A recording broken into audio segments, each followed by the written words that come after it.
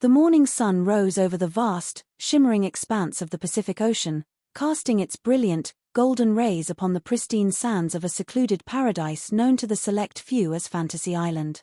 The gentle rustle of palm fronds combined with the rhythmic cadence of waves lapping against the shore created a symphony of absolute tranquility. On the ornate balcony of the main pavilion stood a man of unmistakable elegance and poise, dressed in a flawless, immaculate white suit that seemed to catch the very essence of the tropical light. This was the enigmatic overseer of dreams, the legendary host who held the keys to the deepest desires of the human heart. Beside him stood his diminutive, intensely loyal assistant, a man whose dedication to the smooth operation of this mystical haven was rivaled only by his meticulous attention to detail. "I am Mr. Rourke. Good morning, Lawrence." "Stop." The host spoke with a voice that was both rich and commanding, yet laced with a profound, foundational warmth. He turned his gaze toward the pathway that led from the dense, emerald jungle toward the central courtyard.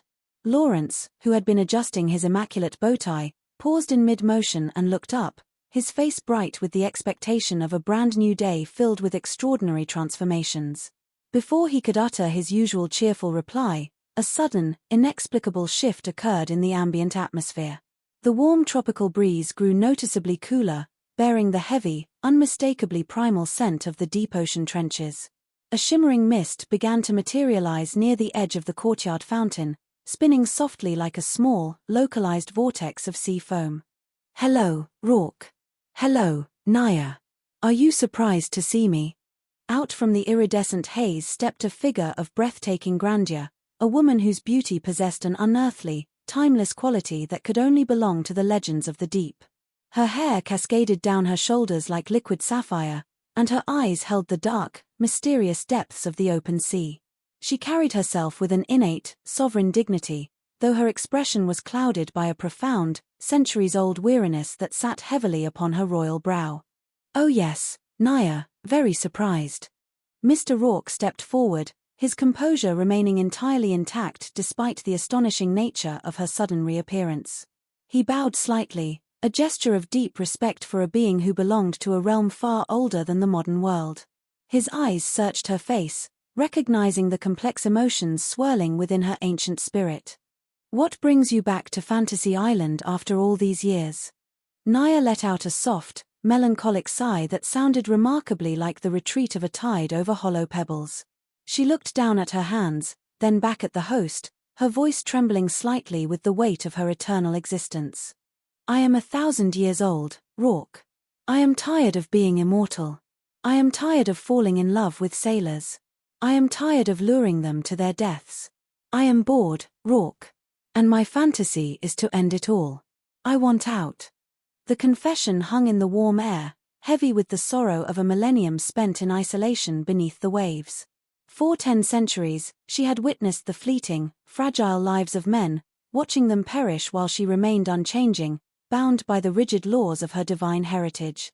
The sheer boredom of immortality had finally eclipsed the majesty of her underwater kingdom. "Oh, Naya, I can't possibly grant you such a fantasy," Mr. Rourke replied, his tone softening into one of deep, paternal empathy. He shook his head slowly, his heart aching for the ancient princess, yet knowing all too well that some boundaries could not be crossed lightly, even within the magical confines of his domain. "You have to. You're the only one who knows how to end immortality." Naya took a step closer, her eyes flashing with a desperate, unyielding intensity. She reached out toward him, her royal composure cracking to reveal the vulnerable heart of a creature that simply wished for rest. "No. Rourke, please, help me die." The plea was direct and heartbreaking, a cry for peace from the very soul of the ocean. Lawrence stood by, his jaw slightly slack, watching the unfolding drama with absolute fascination and a touch of genuine worry for what this might mean for the island. "Naya, the answer is no."